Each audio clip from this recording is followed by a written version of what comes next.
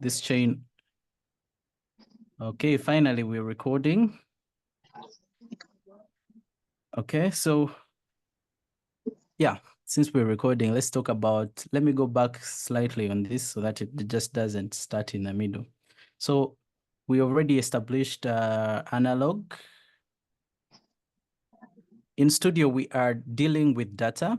We've already established that. We are simply trying to find ways in which to capture it in the least possible, with least possible distortion. Data in Studio will represent itself in two ways, the analog realm and the digital realm. And in analog, in terms of audio, analog refers to sound that is captured, stored, or transmitted in a continuous signal format, representing the actual sound waves produced by instruments. Okay. For example, examples of analog, we have microphones, we have mic preamps, we have electronic signal cables, and etc. Like whatever is on this list, all those are analog. They're either using electricity, voltage variation, or they are using light, or they are using a physical medium like a stylus, writing and reading that information from the storage device. We gave an example of vinyl, how vinyl writes and reads. Now we are on digital. It refers to audio signals that have been converted from analog to a language that can be understood by a computer, which is binary language, which is a series of zeros and ones. So the example of digital devices, there are 7 examples here, but there's more. So we have audio interfaces, computers, some microphones, network cables, USBs, digital signal processors, and digital mixers, and MIDI interfaces. So MIDI is basically for musical instruments, and it's a format in which it's a digital format in which information can work from one device, sometimes controlling another device. Okay. So these are the common types of cables that we will find in the audio world. So we find RCA, SPDIF. This is a digital cable that you see here. Then we have XLR. XLR is a common microphone cable. It's going to have these 3 pins. Then we have speak-on cables. These are usually from amplifiers going to speakers. Okay. Then we have TS, which is some people call a mono cable, but the correct term is this is an unbalanced jack cable, and TRS is a balanced jack cable. Okay. Then we have RCA, which is similar to this, but this is digital. No, this is analog, sorry. And then we have a MIDI cable that has multiple pins. The MIDI cable almost looks like the XLR, but it's usually smaller and it has more pins inside. In this case, you see we have 5. For the XLR, we have 3. And then the USB, everyone knows the universal serial bus that transmits digital information from a computer to your printer, from the computer to your audio interface, and something like that. Firewire. This is an old technology that works pretty much like the USB. Yeah. So, and then we have ADAT. This is an optical cable. So this one uses light to transfer information from, for example, there are some audio interfaces that have ADAT. That means they can expand from, let's say if your interface has 2 inputs and then it has ADAT, it means it can have those 2 inputs, but you are able to extend those inputs to 8, 10, depending. I think the maximum is 8 per channel. So if it has 2, it means it can take extra 16 channels if that is ever on your interface. Okay. So connecting the equipment, audio interface setup guide. I think I just want to ask some of you a question. What does an audio interface do? NASA, can you mute your microphone? Manje, please mute. Okay, thank you.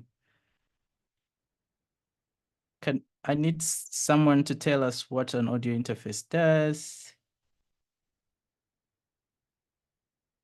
Okay, there is a hand.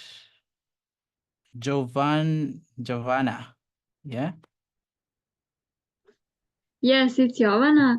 Audio interface is way to for equipment to communicate with computer. Okay. So we use interfaces for that. Correct. Very good. Nkera, your hand is up. It's also almost the same. It's like it bridges the gap between the analog rhythm of the setup and the computer system. Okay. Mazimpaka. Yeah, thank you very much. I don't think what I'm going to say is really very far from those. I think its main purpose, I would say, is just to enable the connections, enabling the connections of different instruments, microphones, or other audio devices. Okay. Basically to a computer or for recording and playbacks, usually. Okay. Thank you. Thank you so much. So the audio interface is basically a small device. It could be small, it could be big, but it's like some people, like you have said, it's a device that is able to bridge the gap between the analog world to the digital world. So what you see here is these are, can you see my cursor? Can you see where I'm pointing? Yes. Yeah. Yes. Okay, so this is these are called mic pre's, okay, or mic preamps. Okay, so these mic preamps, we've already seen that mic preamps are analog, right? But this device is a digital device. So these are going to receive the electric signal that is in the cable, and the signal from the microphone is going to come from here and enter right here through an XLR cable in this case. This kind of preamp has two.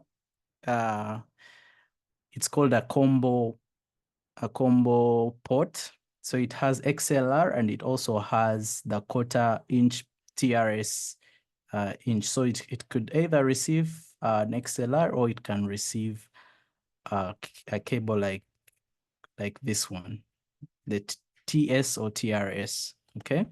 So once the signal hits there, we need this signal to be understood by the computer. So there's no way the computer can understand an electric signal. We've already said the computer can only understand language that is in zeros and ones. So this interface, the audio interface, inside of it, there are converters.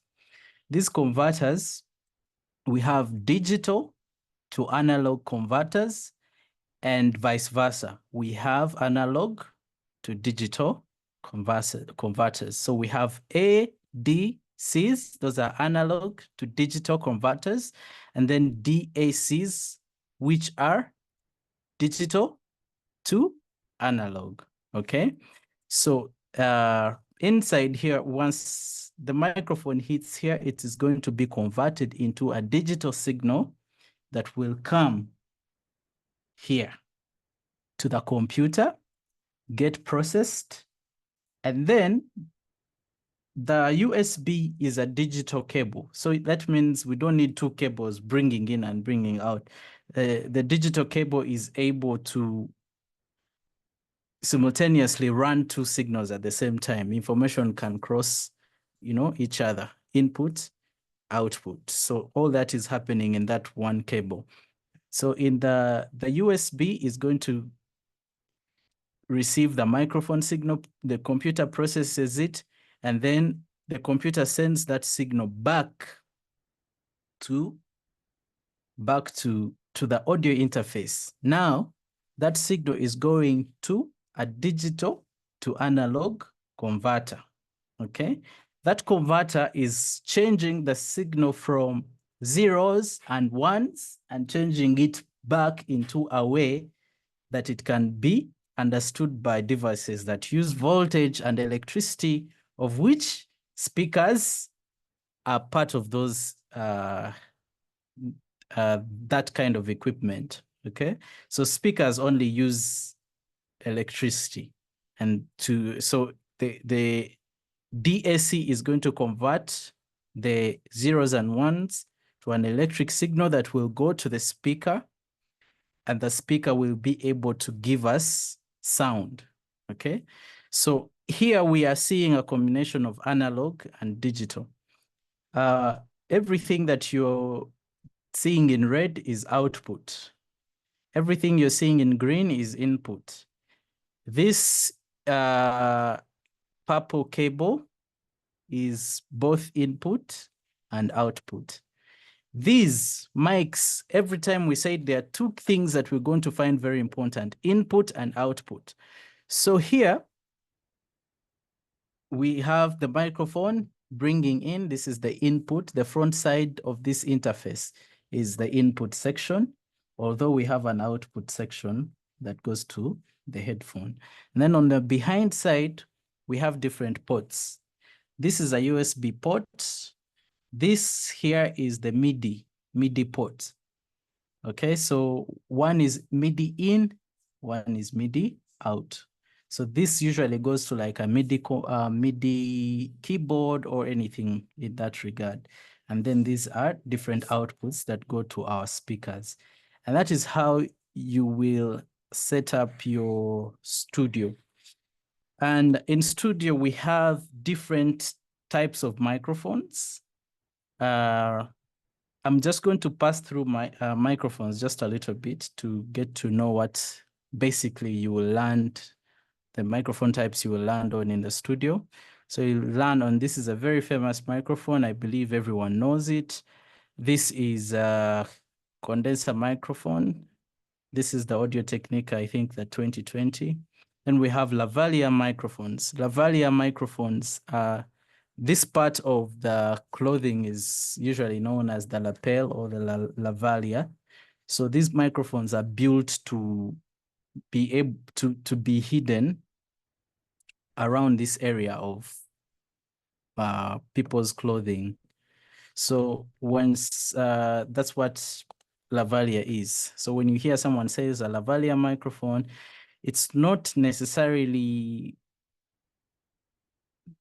a type of microphone in the way it works. It's the way it is built and where it is meant to function. So it's meant to function while it is hidden under the lavalier or under the lapel. So usually they are hidden around the collar or specific places. And these are very important for theater.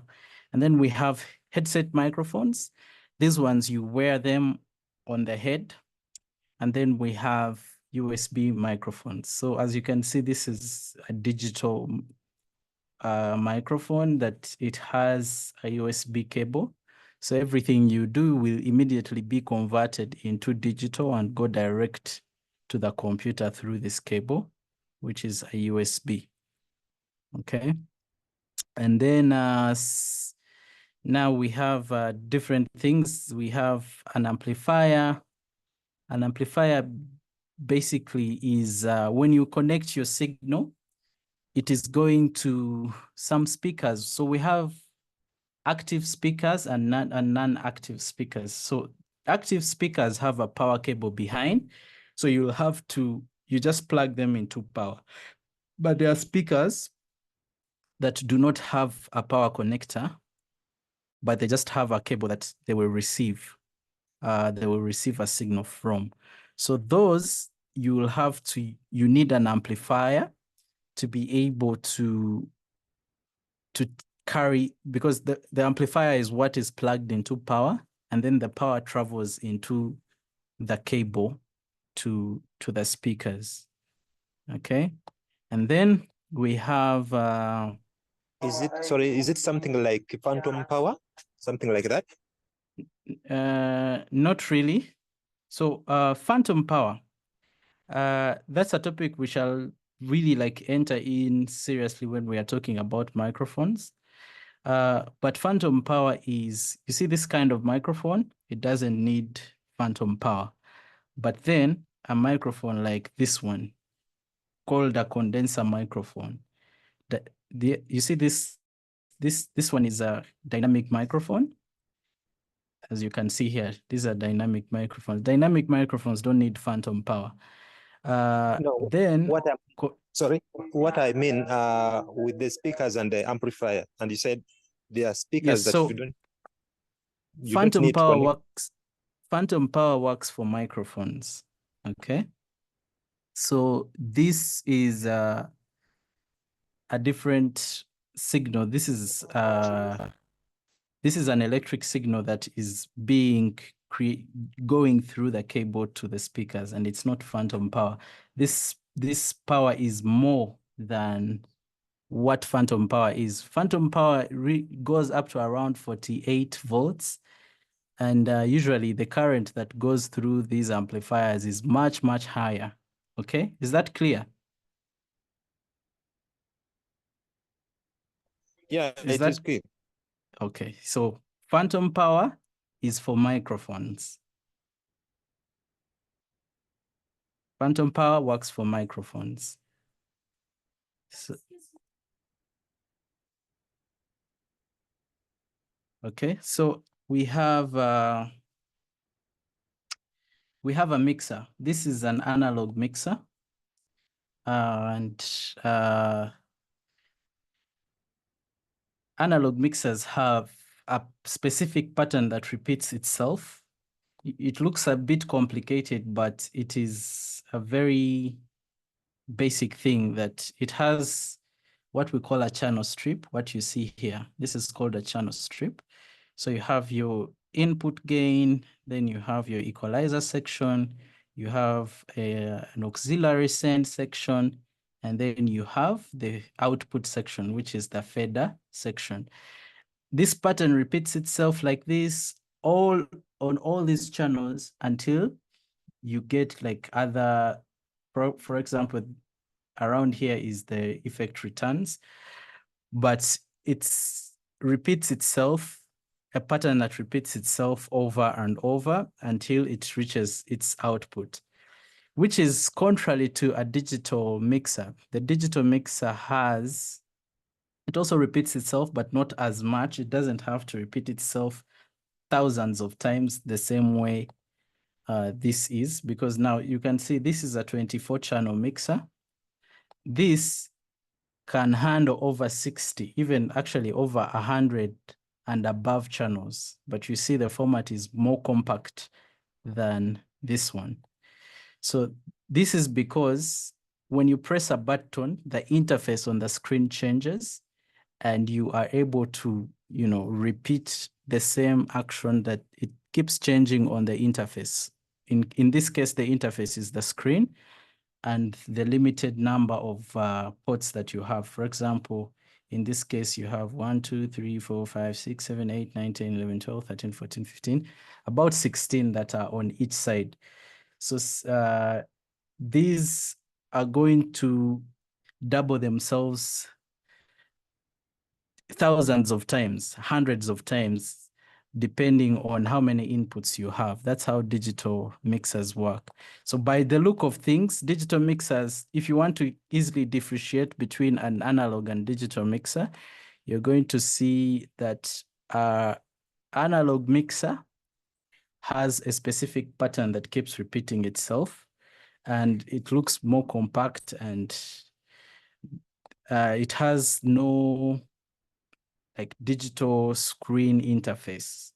Or if it is there, it's a very small section like here, which is a digital section that is there just for recording.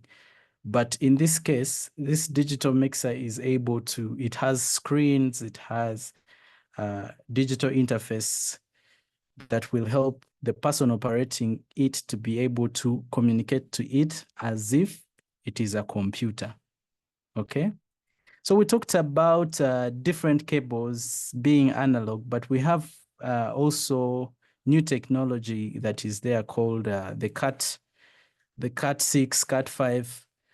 These are network cables and they are digital. So these are you can only find them on digital equipment like digital mixers or stage boxes that are digital, okay?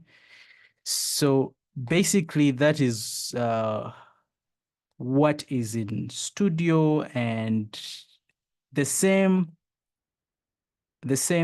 format of connecting that we find here is the same that we will find on stage. In this case, on stage, the audio interface is going to change into a mixer. Whether it's a digital or analog mixer, it is going to be the same, okay? So remember, we have input and then we have output. For on stage, on big stages, because we have bigger speakers and the majority of those speakers are not powered, we shall need an amplifier in the middle, which is something like this, to be able, we talked about amplitude last time, and we said amplitude is basically volume, okay? So we are able to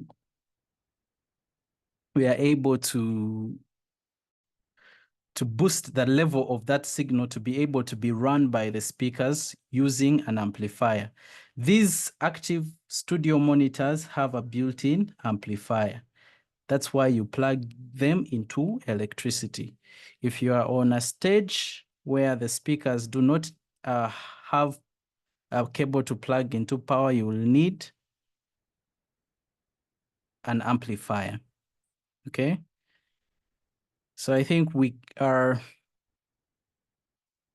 done with that section of basic studio setup. We have been able to see the input section, the output section. We've been able to see active and non-active speakers. We've been able to understand the difference between analog and digital. We've seen ADCs and DACs, which are analog to digital converters, and digital to analog converters that are built within the audio interface, okay? So we want to transfer this knowledge to a bigger system. I've highlighted on it already, but I know it might have been a little bit confusing, but basically that is how you would, this is the equipment you will find on any stage, on any theater. Depending on the magnitude, maybe you have a bigger setup or you have a smaller setup, but that is basically what it is going to be, okay? So someone talked, okay, Mr. Mazimpaka, you have something to say? Yes, it's just a quick question. Yes. Yes, thank you so much, Mr. Joseph. Yes. Tell me about Bluetooth. Getting the sound through Bluetooth without any connections, does that go to analog or it goes to digital? So Bluetooth is a digital protocol in which information is transferred from one device to another, and it uses a certain range of radio frequencies. okay? So Bluetooth works the same way your radio works, okay? So to transfer information from one place to another.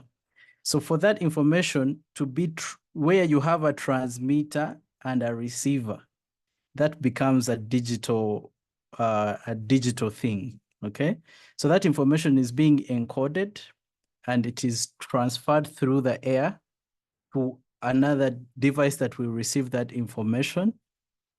Now, inside every device is a micro setup that has all these things. For example, if you have your headphones and their Bluetooth, we have an element that is analog in those headphones, and then you have elements that are digital. For example, the Bluetooth receiver and decoder.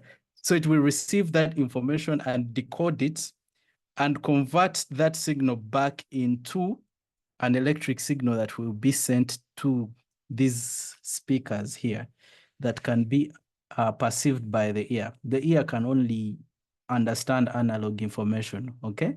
So this whole headset would not be digital, but because it has digital technology in it, then we must be able to, like, we categorize it as digital because it's running on a digital technology. But some elements still, human beings are not digital machines. So we will need to, the way we interact with these gadgets is more of an analog way. We will hear air moving, we need that acoustic energy, which is analog, we need that. So from the time that information is converted to a signal that these speakers will create, then that is the analog component of the headphone, but the whole protocol of Bluetooth is a digital protocol. Is that clear? Yeah, thank you so much, Mr. Okay, you're welcome. If there's any other question, then we can move into a bigger system on sound for theater. Anything about studio that someone wants to understand? Quick one. Yes. Let me take this clear. Like, we're talking about the audio interface in replacement of an amplifier and a mixer. Is it right? No, I was saying speakers, okay? We have active and speakers that are not active, okay? Yes. So when a signal leaves the output of an audio interface, it either goes to active speakers. If they are not active speakers, that signal will have to go through an amplifier so that it gets enough electricity to run these speakers. Okay. So my question is, yes, where you have powered speakers, yes, I don't need an amplifier. I just need an audio interface. Do I need a mixer again? Yeah, so depends on what you want to do. For example, if you're in the studio and you want to record a band, your audio interface only has 2 inputs, okay? Yeah. But your band has 16 players. That means you need a device that should be able to get all those 16 channels, okay? You mix them, and either you want to record multi-tracks. Multi-tracks means each instrument alone, or you want to record the stereo. After you've mixed everything, you just record the output left and right, okay? So that left and right is what will go to your input, your interface that has 2 inputs, because it only has 2 inputs. So there's nothing much you can do with it. So you get the 16, mix them, they go out as 2 inputs, which go to your interface, and you record left and right. Or you will have some mixers that have audio interfaces built within them. Okay, like for example, these digital mixers. for them, you can be able to record each channel independently through a USB cable. So that means it has an audio interface built in it. Okay? Yes. Is that clear? Yeah, it's clear. Okay.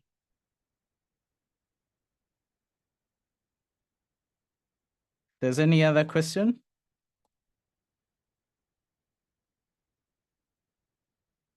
Okay, so let's look at acoustics. Before setup, you have to understand your space. And this is very important in theater and in studio. Someone mentioned it before. I think it was Mr. Jones. Okay, the acoustics is a science that looks at how sound behaves in space. Okay, so sound will behave very differently in different spaces. If you are in a space that has a lot of hard surfaces and big, you're going to have a lot of echo, a lot of echoes. If you're in a space that has, if you're in a space that has a lot of, let's say your bedroom has mattresses, has clothes, it has curtains, it has a carpet, sound will behave very differently. Okay, so in theater, most theaters are acoustically treated. And let's look at what we have in our notes. We have understand your space. Theaters are usually acoustically treated spaces to enable the audience to focus on the performance. Okay, acoustics cover two most important things. We have isolation, which is also known as soundproofing. Actually, these are, yes, isolation, soundproofing, and then we have room treatment. So many people do not understand the difference between room treatment and soundproofing.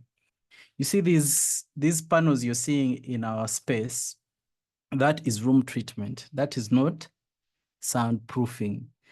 To proof something means you're protecting it from something, okay? So in this case, a room like this, I would need to isolate it from external noise. So that means I don't want noise coming from outside coming in, and I do not want sound coming from this space interfering with the people around or outside. Everything that happens in here should stay in here. Everything that happens outside should stay outside. That is isolation or soundproofing. I hope that is very clear. So many people interchange these two concepts, but they are very different. So a theater is going to be soundproofed. A very good theater will have the sound inside will stay inside for only the audience. Otherwise, why would the people outside enjoy your musical show or your performance by listening to it when they've not paid? So the sound should only stay inside. And if they're outside and they're enjoying, that means they'll also make noise for the audience that has paid, that is enjoying the show. So we have to have isolation built within the theater for us to have a very optimum experience as an audience. Secondly is room treatment. Room treatment is going to be helping on how sound behaves in a space. For example, reducing sound reflections or echoes, frequency buildup and cancellation, improving intelligibility. So what this means is reducing sound reflections is echoes. When you're in a very bad room, you're going to have crazy echoes that will disturb people from understanding what is being said. Or if you even have theater that has music that is integrated into the performance, the echo is going to be too much that you might not even hear what the singers are talking about. Okay, And theaters are meant to have a wide range of different performances. You're meant to have musical performances. You're meant to have dialogue. You're meant to have like so much that is happening. Sometimes even like screening of some plays or, you know, films. So the space should be able to take all that different formats of playback and deal with it with minimal adjustments. So for example, you'll find they are padded, you'll find they are built in a way that will maybe diffuse sound, because we have two things when it comes to room treatment. We have absorption and we have diffusion. So what absorption is it's like the name suggests, it absorbs sound. The energy of the sound that comes and hits it will be reduced and usually converted into heat energy that will be lost in the absorbing material. So usually there's the famous material they use these are soft materials like rock wool, materials like fiberglass wool, material like different types of wool, foam sometimes, although foam is not effective for broadband, but those are different things that you will find that are absorbing sound. And then you'll have diffusion. Diffusion is scattering sound. So it is going to spread this sound evenly. When you've overly treated a room, sometimes it sounds very unnatural. Like the space sounds so small, you feel like your ears are not breathing. So when you diffuse, you give the room that element of it feels natural, because when you speak, the air doesn't feel like it's too, you know, too dry. It gives it that natural feel, like our environment is not overly absorbing sound. So you want to have that natural feel. Okay, and that's where you find diffusion. You find like some theaters will have wood built in a certain way that it will support the speech. Like you see here, we have some hard surfaces. These curtains that you are seeing are more absorbing, and behind the walls there's usually more material that is absorbing. These chairs, most of the chairs you know in this theater are padded, right? And they will have, that will add on to absorption. And then usually they also have carpets that will also add on absorption. But then you find there are hard surfaces like this, the wood, the ceiling is usually like carved in a certain way. It's to create diffusion for sound so that the sound can spread evenly. And also it helps like to amplify certain sounds. For example, like speech, these theaters are built to support speech. So you don't want someone to speak and all that sound is absorbed, you know? So that is why we have diffusion. I hope that is clear about diffusion and absorption. Okay. Next is a very important thing in theater is speaker placement. Okay, so we've talked about our speakers. Let me first show you. Let's go to this slide. So this is the equipment that you find on stage much of the time. This is an analog mixer. These are usually called high frequency, mid frequency and high frequency speakers. These are called bass speakers or sub speakers. Some people will call them subs, just subs. And then you have these ones that are lying on the ground, are usually known as stage wedges or monitors. Okay. So down here, these are power connectors and power cables. And then we have signal cables. And then here we have what you see here is called a snake cable. What a snake does, it receives everything that is happening on stage. Through one cable, it carries everything to the mixer like this, okay? So these are the kind of speakers that you will, most of the times find in the theater. And you need to know, how am I going to place these speakers? So we have, why are speakers actually important in the theater? It's mainly to enhance the audio experience by improving speech intelligibility, increasing volume levels of the cast to the audience, allowing for dynamic control for music, dialogue, and effects, mixing on stage, live sounds with pre-recorded sounds to enhance the story. So once audience speakers are introduced, levels in the space will increase. That's the need for performance to have stage monitors. Stage monitors help the performer to clearly hear audio cues, i.e. music, SFX, and dialogue on stage. So this is, sorry.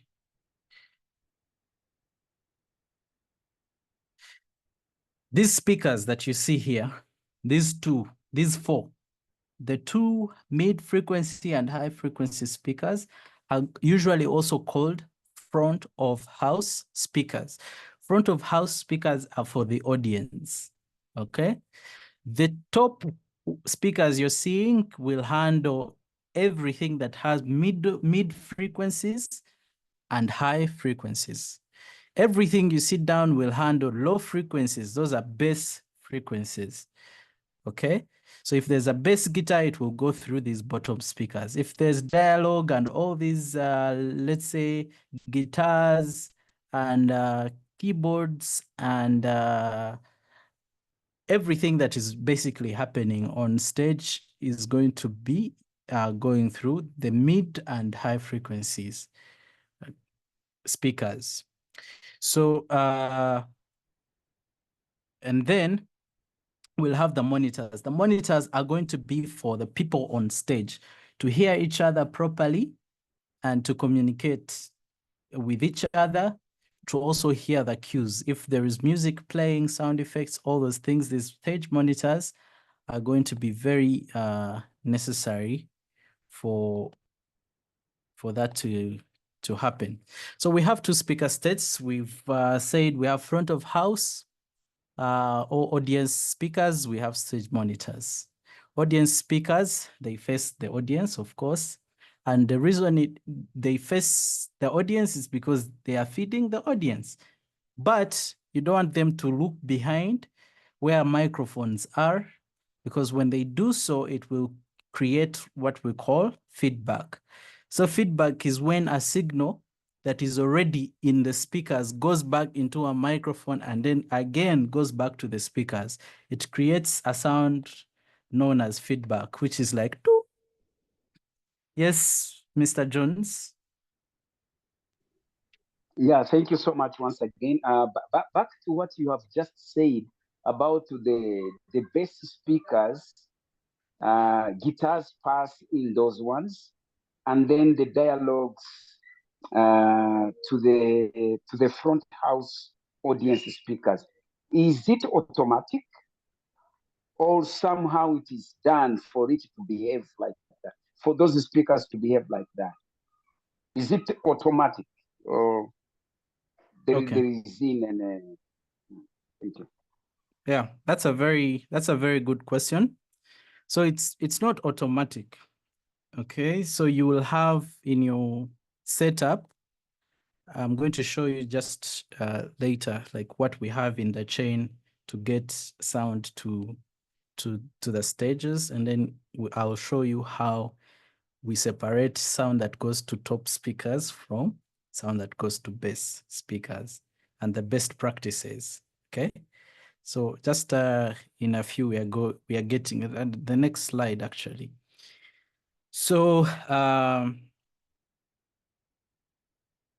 okay, so stage monitors face the performer, but sometimes they are hidden in places where they are able to serve enough sound on stage without being seen.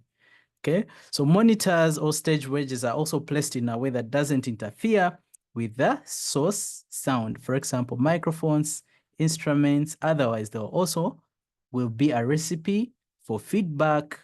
So you want to make sure however much you need the people on stage to hear themselves, you need to place those speakers very strategically so that the sound that is coming from their microphones do not hear the sound coming from the monitors, because when the microphone gets the signal twice, it creates feedback.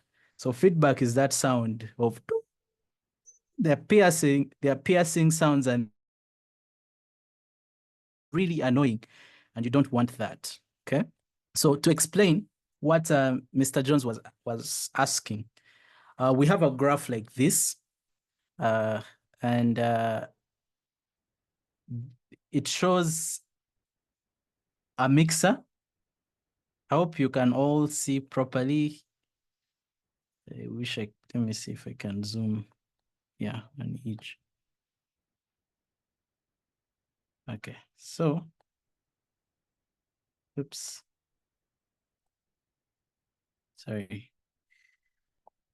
Okay, this is what I want.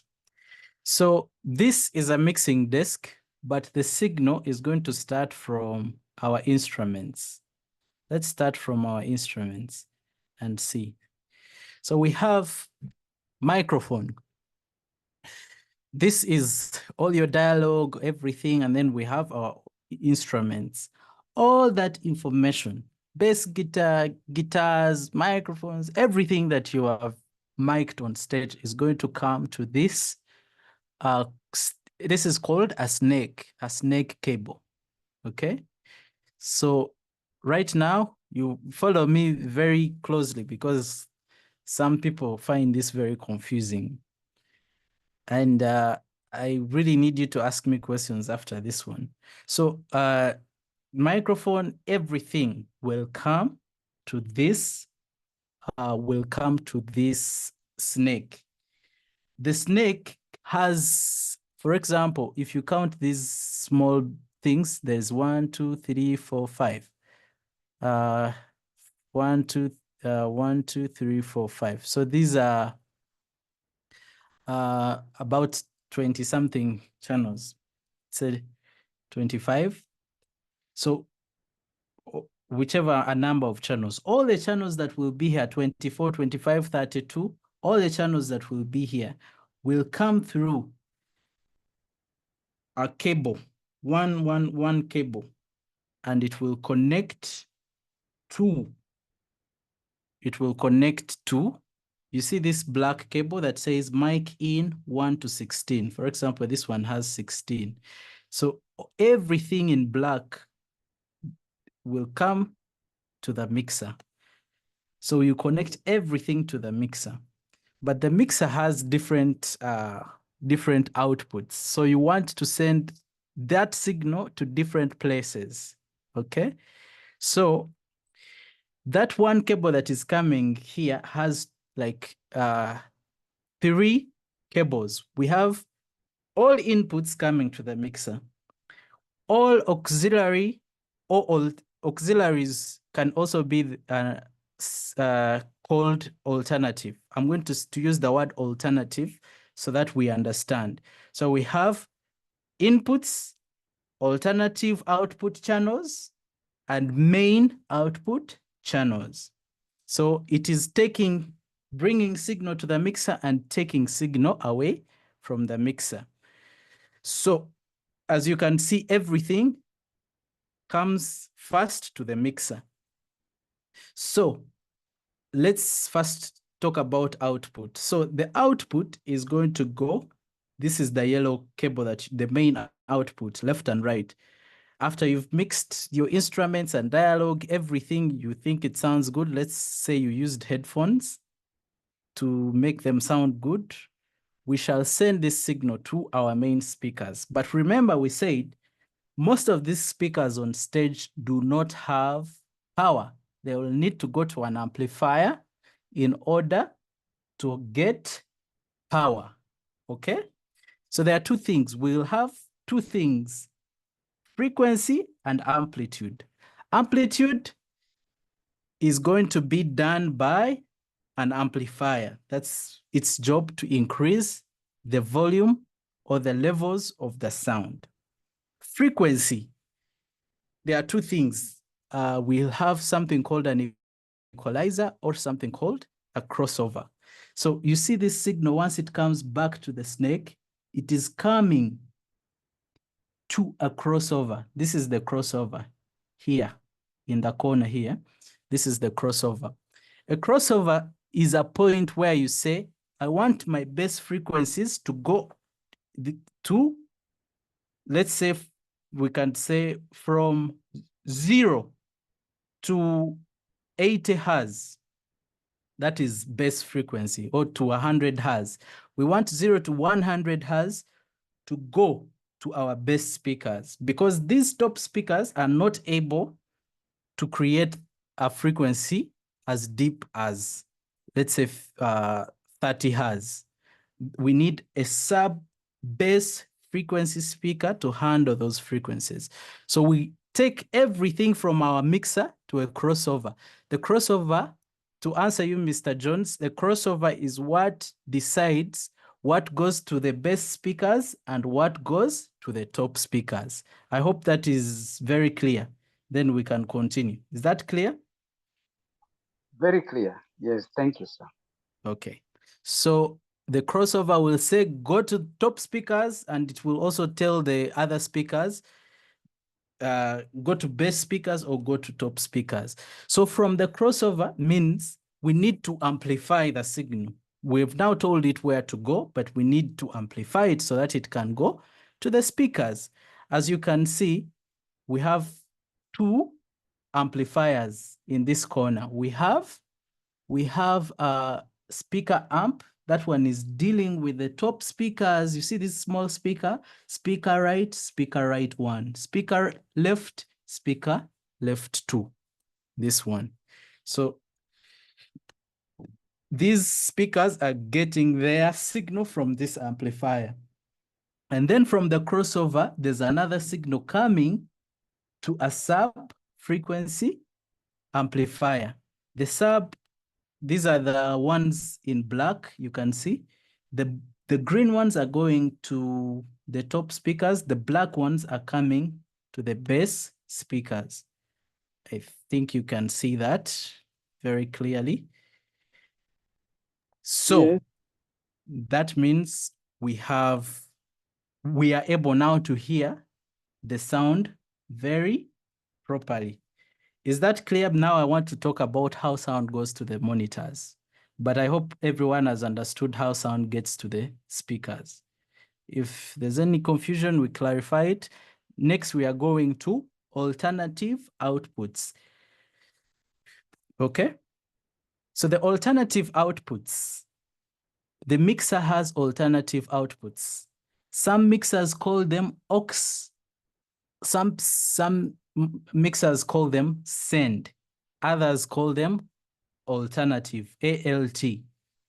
Okay, so these alternative outputs, it's where we put our stage monitors. You know why?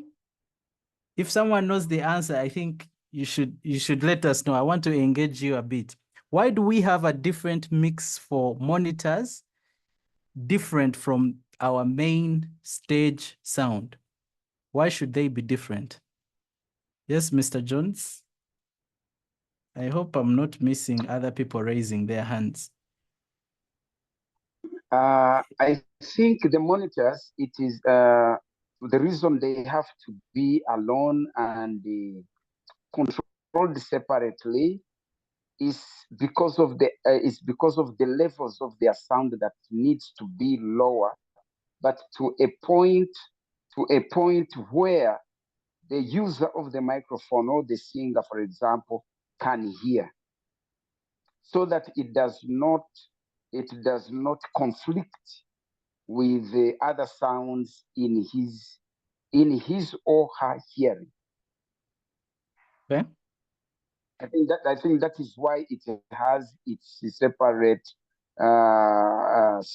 controls for their controls to be separate. If I can bring it right down, is to make so that they can be controlled easily to the level of the sound the hearer wants to hear. Okay, very good. Just now. Yes, I think they should be separately controlled, because the monitors are something that, depending on the place where we need to put it, have different functions. Maybe sometimes we need to hear different sounds, and that's very important to be controlled separately from the main.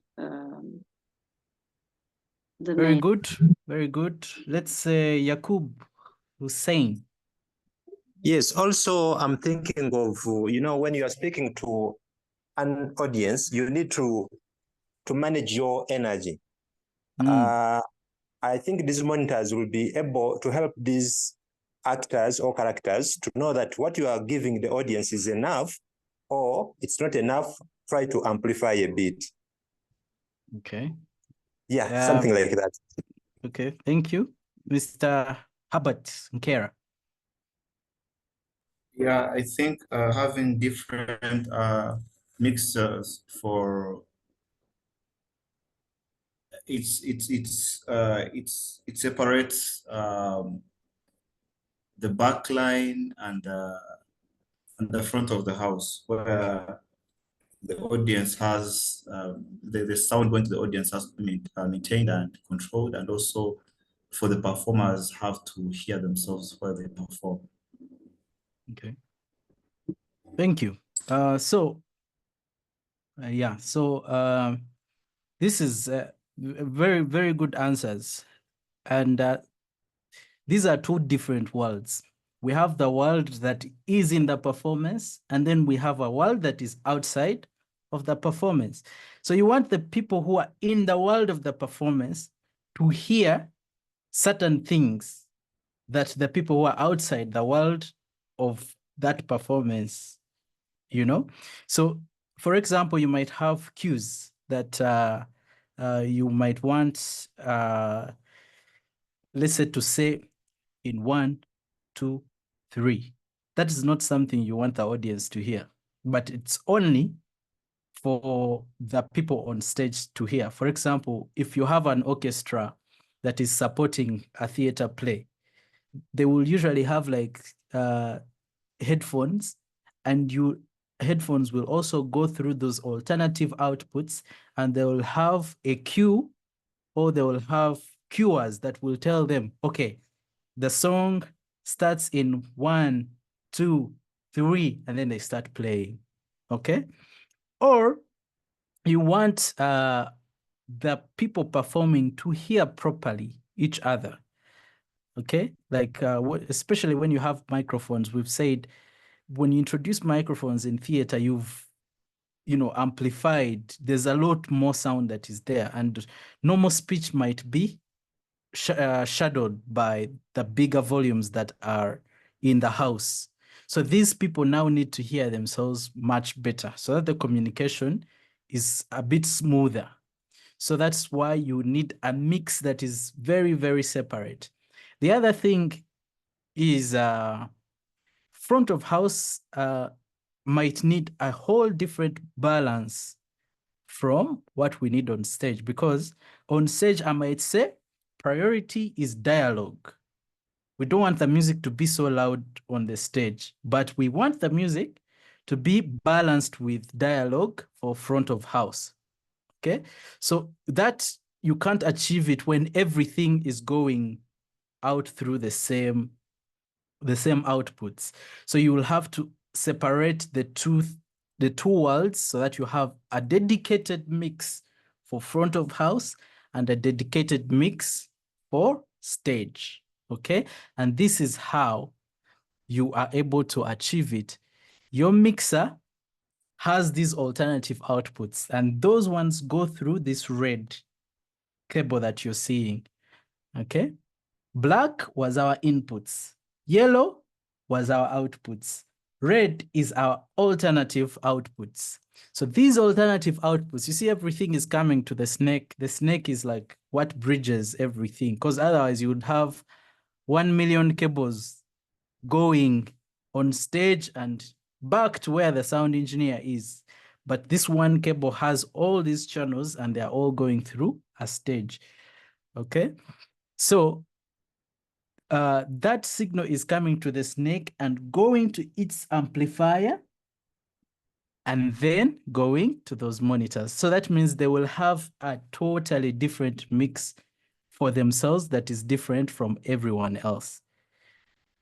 Have we made that clear? Yes, to me. Yes. So if there's anyone who has not understood, please ask. Yes, Mr. Not really. Yes, Mr. Jose, thank Yeah. you so much for the clarifications. Now it has brought me to ask a question myself. If we have women, children, men, all on stage with different voice levels, how are those microphones going to pass just only through one channel, coming to only one channel in the mixer?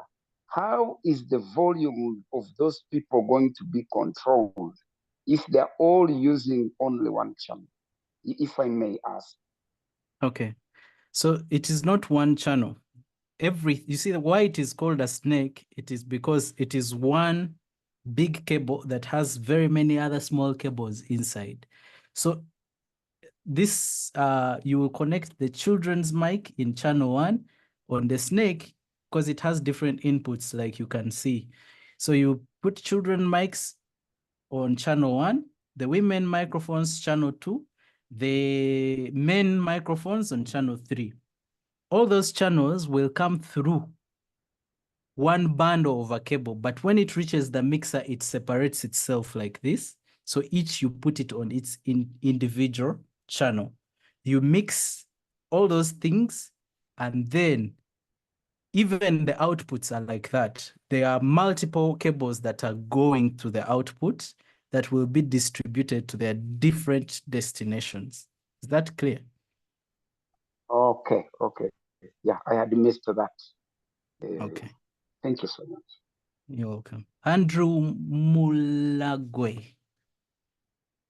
Yeah. My question actually looks a little similar with the previous participant. I wanted some clarification on that. Yeah? Like, Yes. If we have only one wire coming from one cable coming from the snake to Yes. the mixer, right? And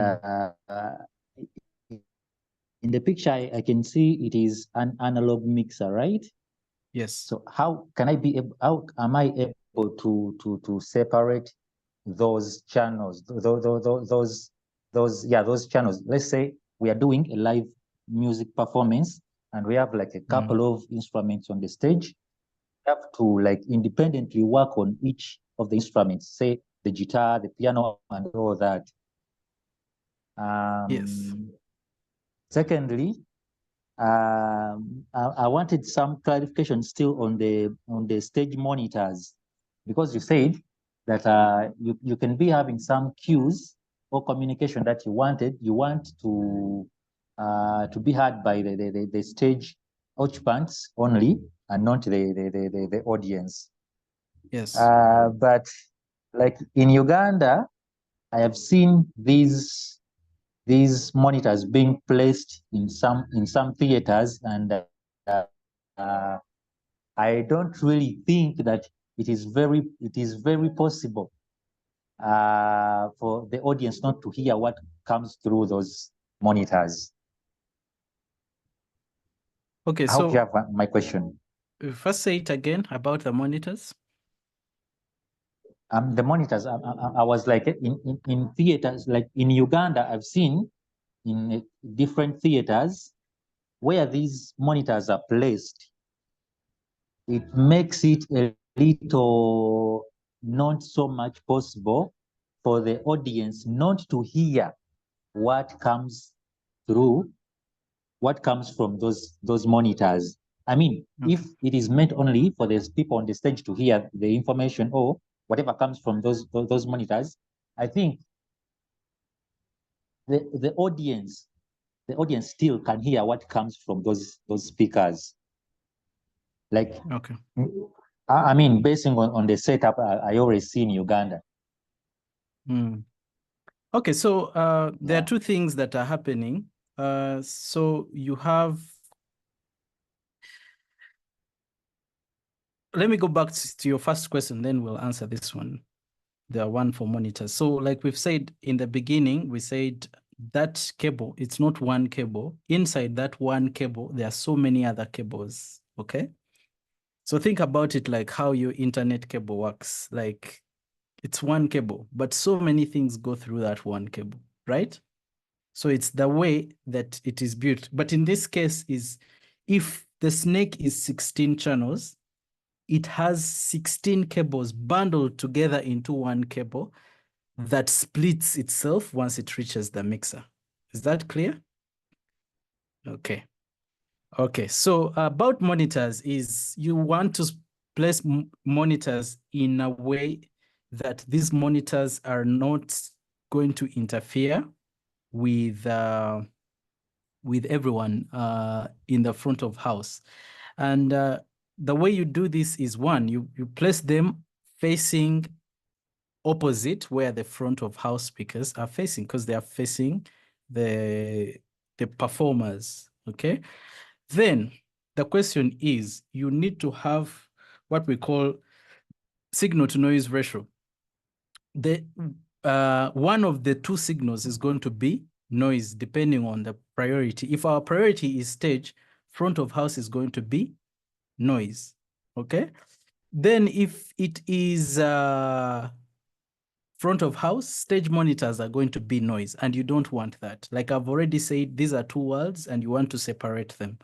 So what is going to happen is you are going to set your monitors to a sweet spot where all actors can hear, but those monitors should not be louder than front of house speakers. If you do it like that, then they can hear certain things, but they are not overwhelmed by what those things are. So like, for example, if you had like a song playing, some of it you'll hear it from the monitors, but you don't want to hear that song more from the monitors than in the front of house speakers. So this front of house speakers should be louder than the monitors. The other way you can deal with that problem is you introduce new forms of technology where you have in-ear monitors. In-ear monitors, then you can do more things. That's where you have like headphones that are in the ear. No one else can hear anything except the performers. And this is the most perfect for theater, especially theater that needs a lot of synchronizing. Where you have an orchestra there, you have so many different actors, then they need to know their cues when they're coming in, when they're going out, get ready, get on, or sometimes pick up lines that, you know, some people might forget and you want to remind them. Then you must be having in-ear monitors. But they also follow the same way. They go to the amplifier. Now, instead of going to physical speakers like this, they go through something like, it goes through under a transmitter that they put on and hide, and they put in their ear. So every communication will go direct to those performers. And then you'll have to do sound check, make sure they have the right levels, and then, you know, it can move on. I hope I've answered your question. Yeah, thank you. Okay. Yes, so and the other things, there are effects and you know, effects, equalizers and compressors that are on this graph, but we are going to go in detail on these things in our upcoming classes, because if we pack too much in one, some people get confused. Okay, so sound in theater, of course, you need to know what kind of microphones are really used in a theater setting. Okay, so you need to know the right microphones. You must pick the right microphones to use and use them in the right way. So we have, for example, the common microphones in theater, we have dynamic microphones, lavalier microphones, head-worn microphones, small diaphragm, condenser microphones, and boundary microphones. Okay, so these are different types of microphones that we use in the audio world. Dynamic microphones look like this right here. Then condenser microphones look like this.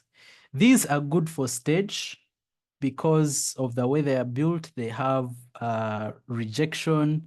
They reject other things. They reject noise and focus on where they are pointed to. Most of the times, that's how dynamic microphones, and they are not so sensitive, so you will have to hold them so close. Then condenser microphones are very, very sensitive microphones. That's why they use them in studio if you're doing voiceovers, maybe preparing your pre-production stage, your dialogue cues, and all these things that will not be performed on stage. You'll need to do those in studio, and usually condenser microphones work very well. Lavalier microphones. So people will put on lavalier microphones on theater so that people don't be distracted by looking at the microphone. Or even like someone is performing, they need both their hands, to give us a good performance. Holding a microphone like this is going to take away from the performance. So that's why you need lavalier microphones and headset microphones. So sometimes you'll see these microphones that they wear on the head to help on the performance. So that is to give the performer more freedom so that they can perform. Okay, and usually they are also condenser microphones. Because they are a little bit at a distance, they need to be sensitive enough so that they can capture enough sound for the that the performer is giving. Okay, so those are like the most common types of microphones that we will deal with when we are on stage. And I think that brings us to our assignment for next week. I'm going to make each one of you go and research about microphone pickup patterns. We look at radio frequency microphones. We look at dynamic range, microphone dynamic range. We'll also look at frequency response. So how next class will go is what you've read, you'll present, you'll tell us what you've read from your own research, and then we'll pick up from that. So microphone pickup patterns, that is how microphones, the way they pick up sound. I'm giving you hints. Radio frequency microphones, these are microphones with a radio in them that has a transmitter and a receiver. And they are very applicable in theater, like we've said. They have, they allow the performer to be free. Okay, then we have dynamic range. This is how loud can a microphone handle sound pressure. So how quiet and how loud.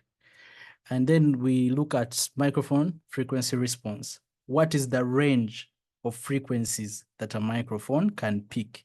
So this is your point of research. Go and read about them. And then next class, we are talking about microphones. We are talking about microphones, how they behave, how they pick up sound, how to pick the right microphones for the right application. So basically, that is your assignment for next week. Unless if there are any questions or any feedback from you guys, this is the time that I will hear from you.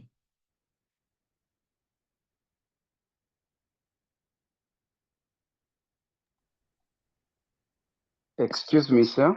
Yes, please. I've not quite understood about the assignment. Is it possible if you will send us the the writing, or you will send us the record so that we can sit back and refer to the recording and hear properly what the assignment is all about. Yeah, sure. Like, it is possible. The host is supposed to share it with you so that you have access to the document, and then you can, refer to all this information so that you are ready for next class. Yeah. And the assignment is feel free to read as much as you can, because in the audio world, one of the key things is research. Okay. And the best way for you to research is not being told, do something like this, or like, it's having that spirit in yourself to improve yourself. So I'm just giving you a broad topic, and all I want for you to do is find more information. I'm not biasing you. So the less I bias you, the more maybe you find something that interests you. When you find a question, you bring it and we discuss it. That's why we are giving you this kind of format of assignments, okay? Yes, so I hope you guys have learned something and you've enjoyed our lecture today. If there's anyone who wants to say something, you can please, say something. You can. Yeah, please. There is no homework for today. I beg your pardon? There is no homework for today's lesson. So your homework is on that slide. Go and read about those different sections of that, whatever interests you about what I told you about microphones. This. So anything about this microphone pickup patterns, radio frequency microphones, microphone dynamic range, and microphone frequency response. So I want you to, feel free to research about the things that interest you the more. So if you look here on this list and you maybe feel like, I need to know something about RF microphones, go and read about radio frequency microphones, and then it will help you, because the next class, these are the things we shall be talking about. It's to prepare your mind to be ready, okay? I hope this is clear. Yeah. Thank you. You're welcome. So, Mr. Joseph, please, if you could ask the host also to share us the recording of the first lesson, because some of us are new today. Yeah, if we can have the previous lesson, that will also help us a lot. Okay. Thank you so much. You're welcome. Thank you.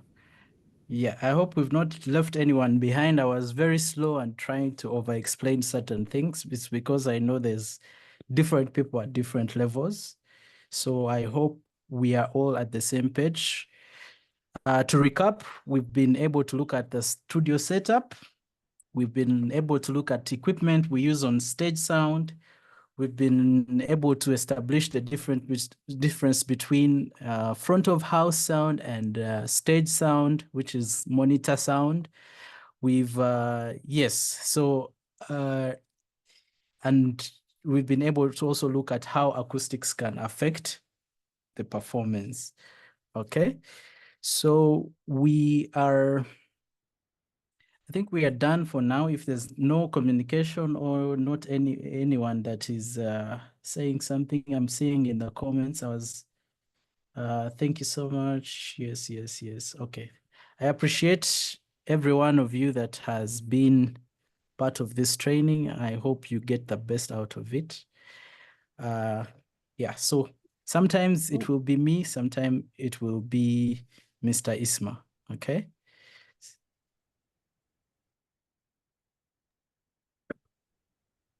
You are great with explaining it. Okay, thank you. That's good feedback. Okay, so can you hear me now? Yeah, I can hear you.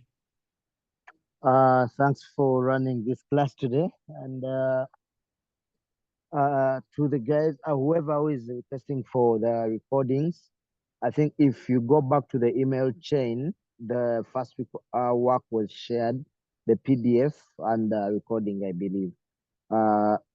All the work that is being run on every Sunday, the PowerPoint will be shared in PDF format, and the recording will also be shared by the host. The host will be always sending and sharing this via email. So always refer to your emails and then you're sorted. Thank you. Thank you. Thank you. You're welcome. I'll play. Thank you so much, Professor. Thank you so much, Jose. Be blessed. You're welcome. I'll play. Yeah. Thank you for the presentation.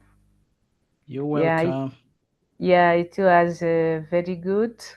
And I got many vocabulary about sound theater.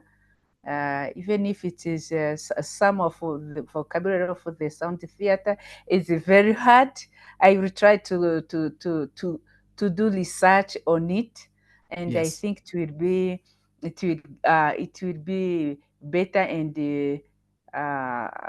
very fruitful for getting the experience and the knowledge about the sound in theater. Thank you. You're welcome. Thank you, Uwizeye. I'll play some music and that we've done here at Malika Studios. Just whenever you're ready. See ya. See ya.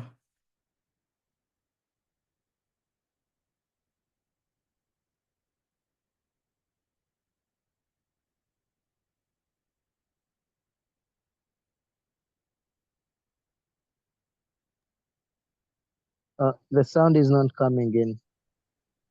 Yeah, I'm going to try to reshare it again. Okay. Yeah.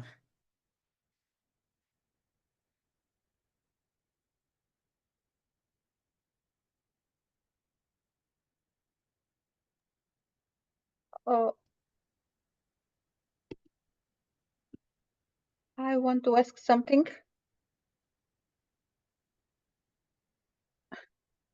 Hello? Yes, go ahead and ask. It's just about the way we come into the class, because today I wait for almost 10 minutes to get in. There is another option that we can come in just directly without the hoster to accept us. I wait a lot to get in the class. I'm going to have a chat with the host and then we'll see what other alternatives that can be provided. Yeah, this is just the way you organize the Zoom. People can come in directly, or we have to wait for you to say yes, come in.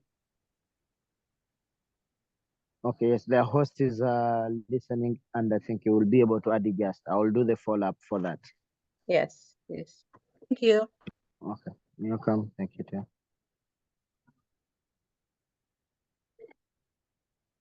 Okay. My Zoom is acting up a bit.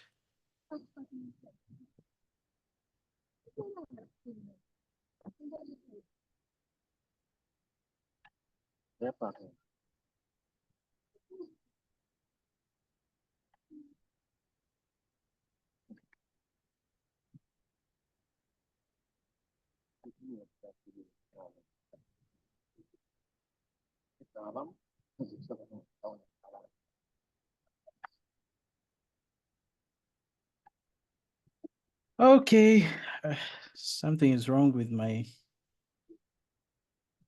Zoom, so I think I'm not able to do anything right now.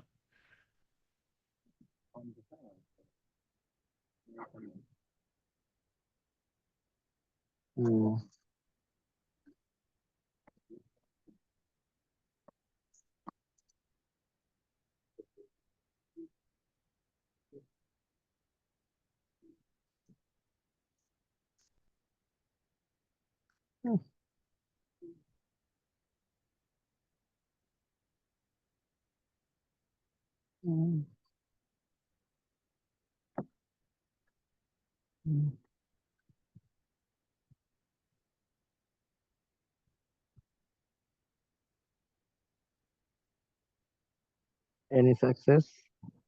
Or if it's failing, you can give the last remarks and then. Yeah, I think we've finished for today. Just feel free to go because I can't get back. It jumped out, it's connected, but I can't see anything. Okay. I Thank you, see sir, any of you. for this class. It has been